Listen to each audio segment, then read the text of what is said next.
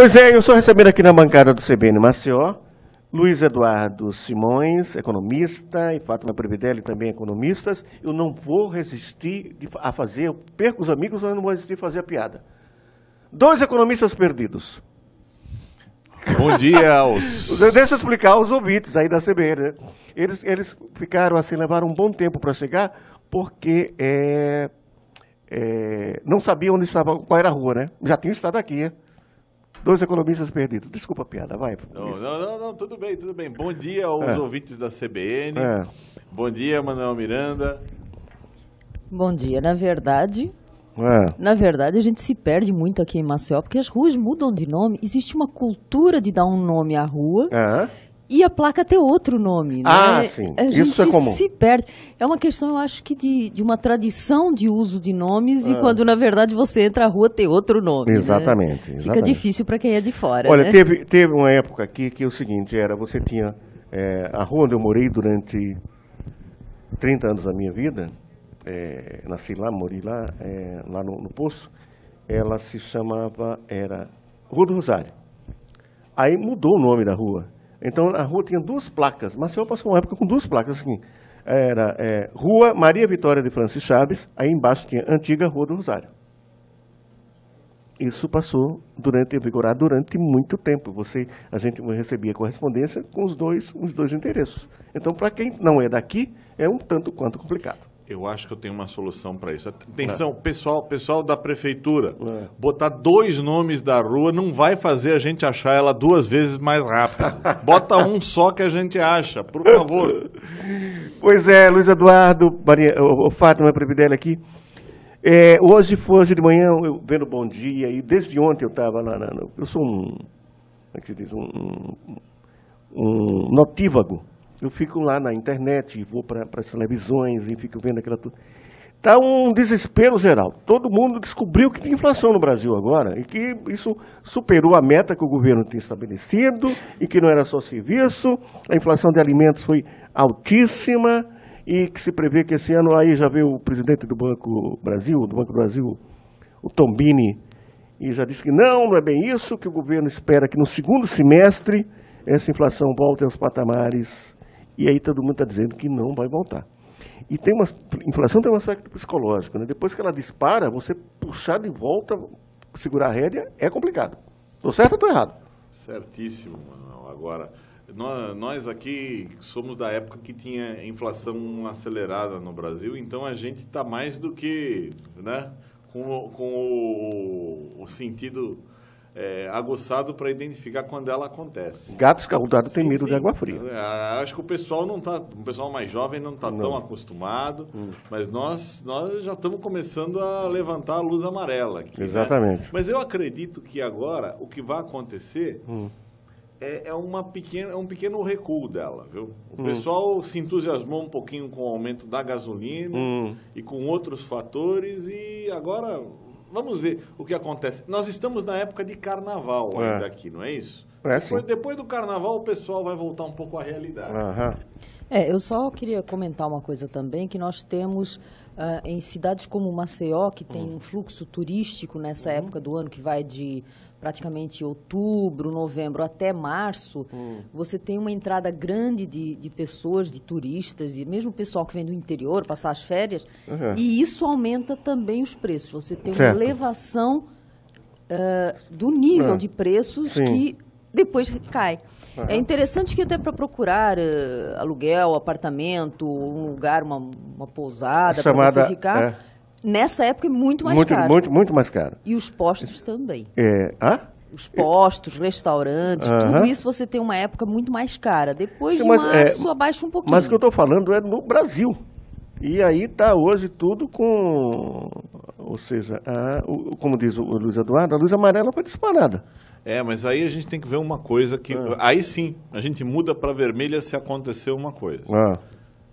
Presta atenção no que vai vir no seu IPTU, no que vai vir no seu IPVA. Certo. Presta atenção nas tarifas públicas, no como vai chegar a sua conta de luz, se as mensalidades dos colégios vão sofrer reajuste, porque esses são os fatores que você sabe que são determinados diretamente por movimento inflacionário. Quer dizer, se a mensalidade do colégio aparecer mais alta, pronto. Você já sabe que está... Mas geralmente aparece. Eu entrevistei aqui o vice-presidente do Sindicato dos Professores da Rede Privada. Ele disse que um colégio já deu, inclusive não é um dos principais colégios, um colégio menor, já deu um aumento de 36% na mensalidade. Ele achou isso um absurdo. E eles estavam tentando conseguir 6% de reajuste para os professores, aí quando veio a mensalidade dos alunos, 36%. E aí? Eles tentaram colocar um pouquinho mais além do reajuste dos professores, pelo visto, né?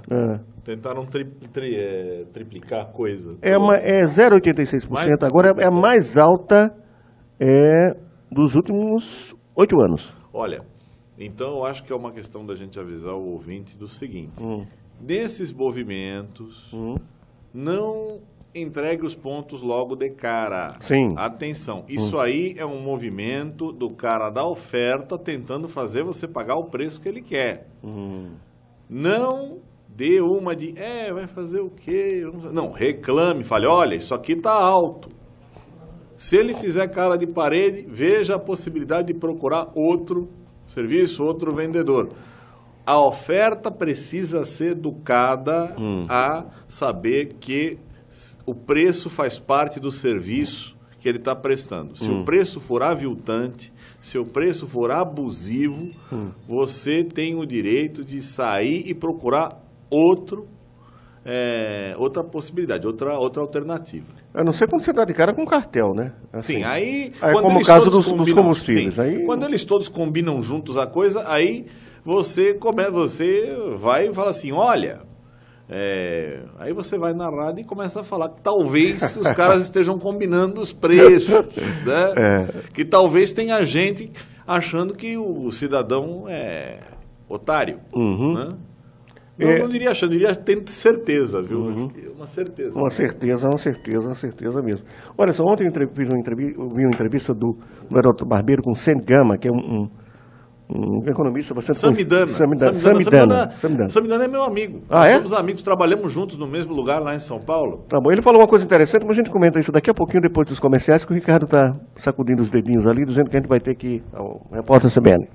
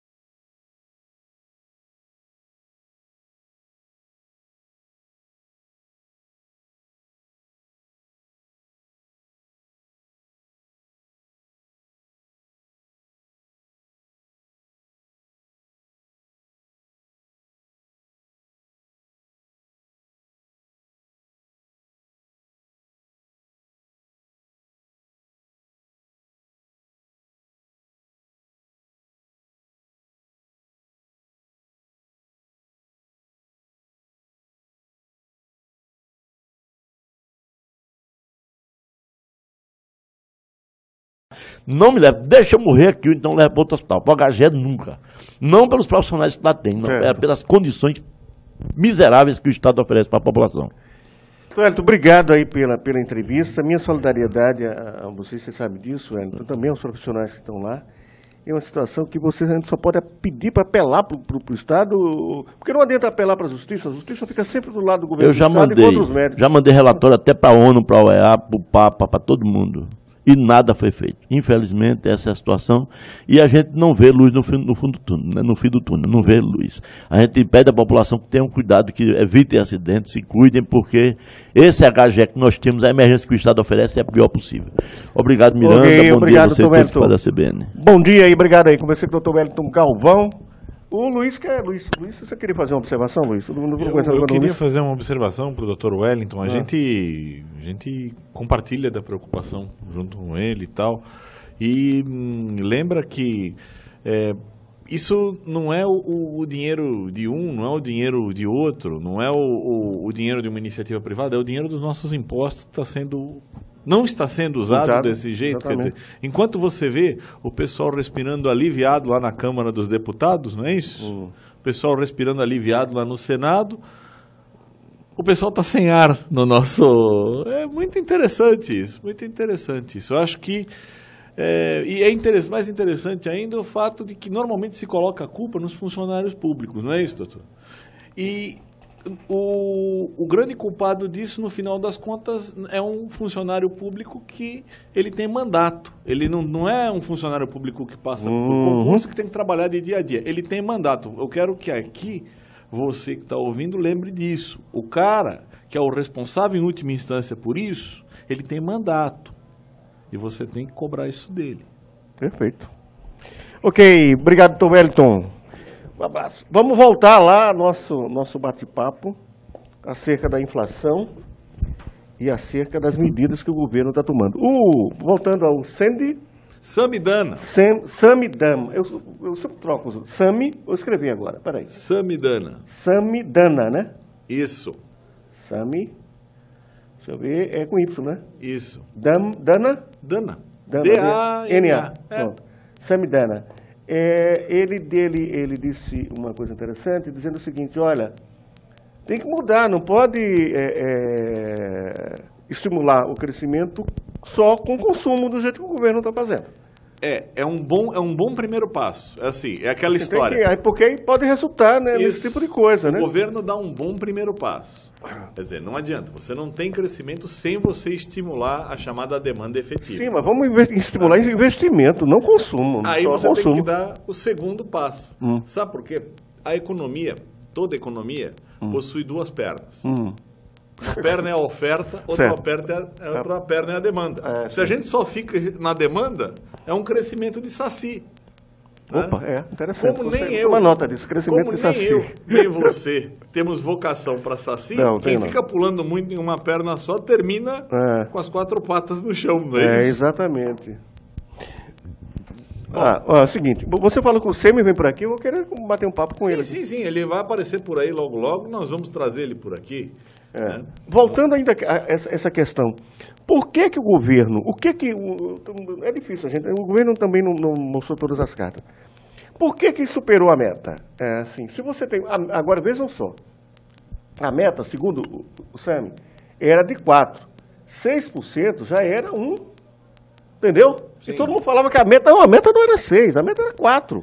Aí você a meta de inflação era 4 e pouco, 4,5%. É porque as metas normalmente... 4,5%. 4,5%. Essas metas 6 já era assim. Aí todo mundo raciocina no 6. Isso. Não é? Não é? É que o pessoal coloca a margem para cima e para baixo. Né? Aí todo mundo só vai na margem mais alta. Isso, aí o pessoal vai na margem mais alta. Aí ela vai, né? Agora, eu quero chamar a atenção para uma coisa, tá?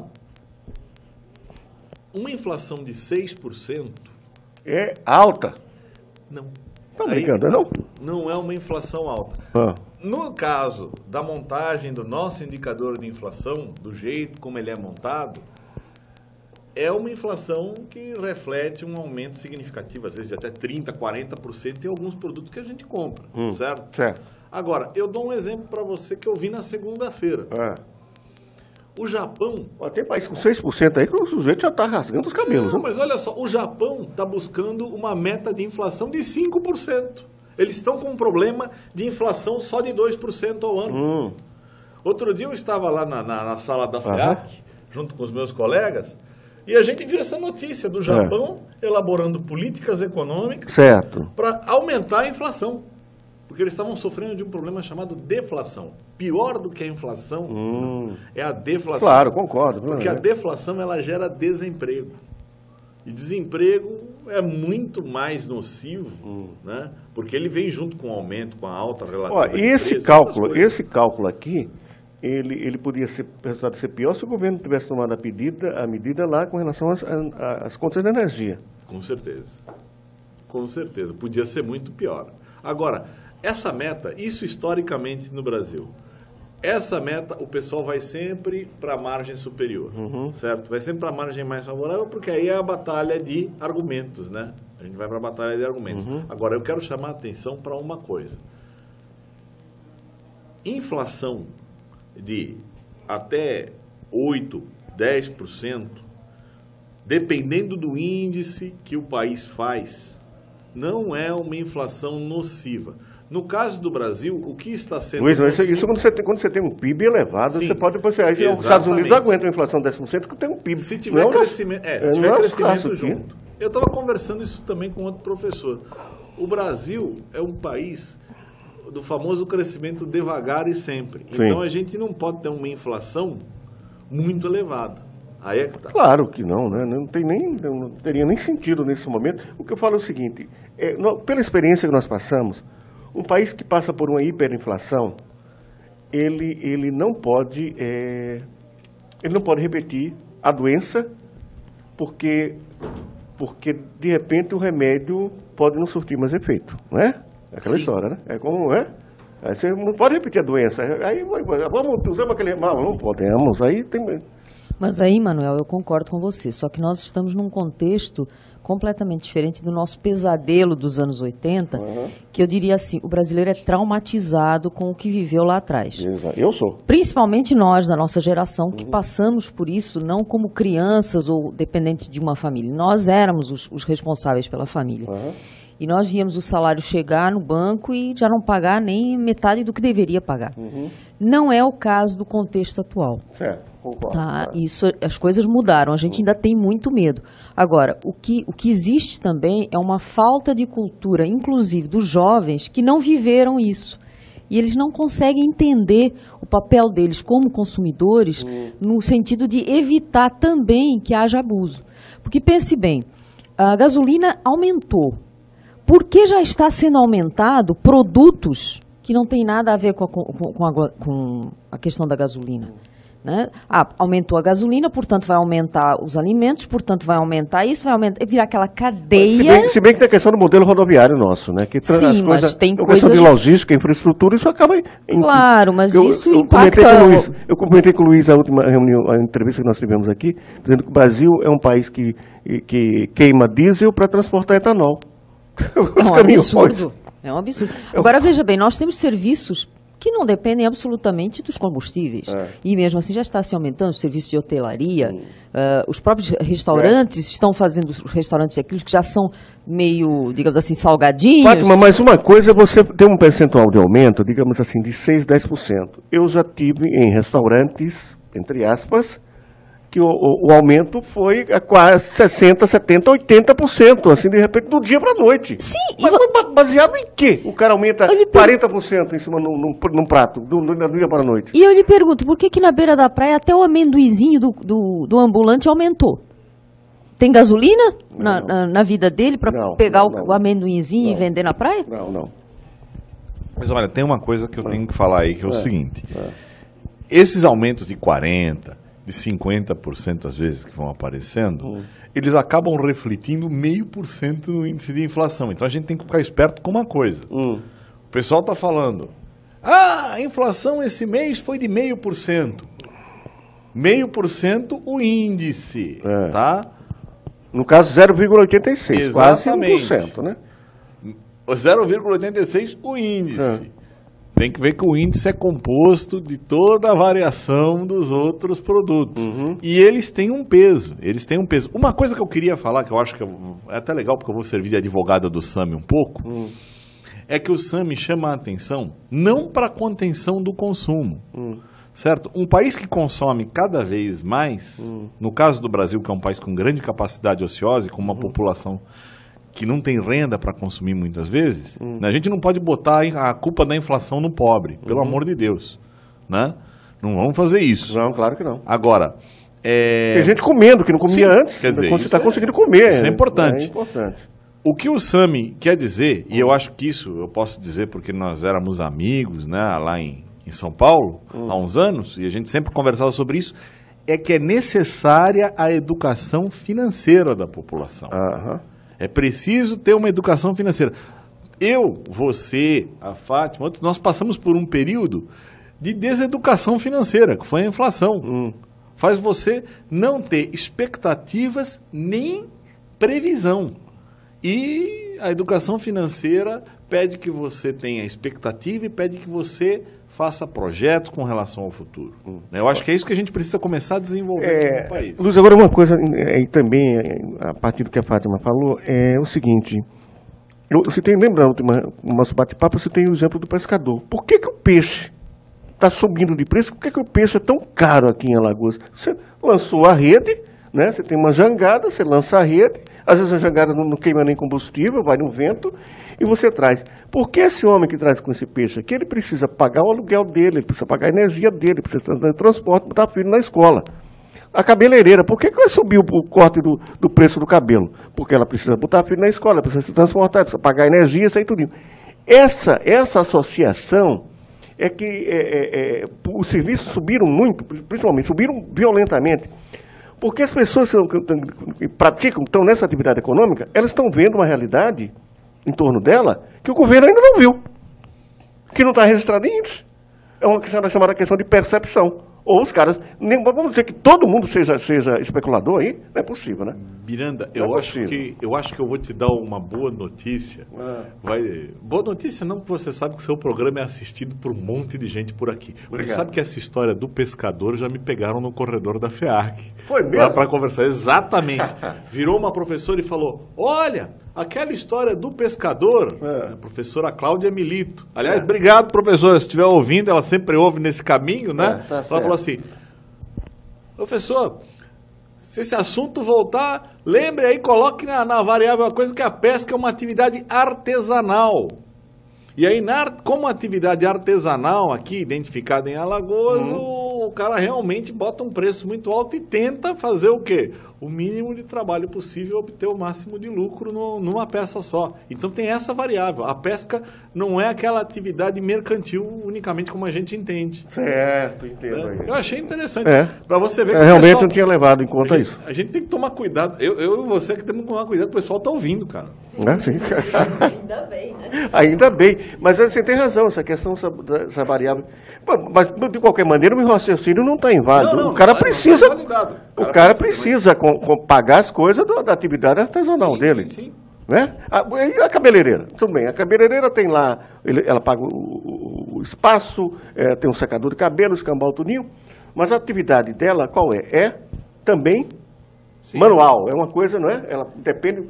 Trabalho humano. Mesmo que não tenha nada, acho que tem cabeleireiro que corta cabelo sentado numa cadeira, uma tesoura, no meio da rua, né? E cobra R$5. Tem isso lá no mercado, sabia? Eu vi. Temos uma outra variável que nós estamos esquecendo, né? O consumo tem sido incentivado ao longo dos últimos anos em cima do crédito. Certo. Né? E as pessoas estão precisando pagar suas dívidas. A inadimplência está aumentando. Não se fala muito nisso, porque é época de férias, para o povo não ficar triste, né? Tem razão. Mas a inadimplência está alta. A inadimplência está alta e isso também encarece. Quer dizer, o próprio pescador vai precisar pagar aquele empréstimo que ele fez para o motor novo do barco. Então, ele vai cobrar mais caro no peixe. Então, esse fator também influencia. Olha, o Ricardo está estalando os dedos ali, dizendo que o nosso tempo acabou, infelizmente. Mas eu quero voltar, vamos voltar a bater esse papo na próxima semana aqui? Vocês estão convidados? Pois não. Estão convidados? Pois não. Vocês não vão se perder, não? Tem uma coisa chamada GPS, vocês sabiam? Sim. Mas os mapas do Google estão desatualizados. A gente fica tentando fazer o mapa funcionar pelo caminho. É? Fala no microfone. O mapa do Google está desatualizado. Tá. Ele não respeita o sentido das ruas. Então tem rua que ele manda você entrar, que se você entrar, tá na contramão. Sim. Um abraço, eu conversei com o Luiz Eduardo e com o Fátima Previdelli. Grande bate-papo. É sempre bom esse bate-papo aqui. Ricardo, vamos ao repórter CBN.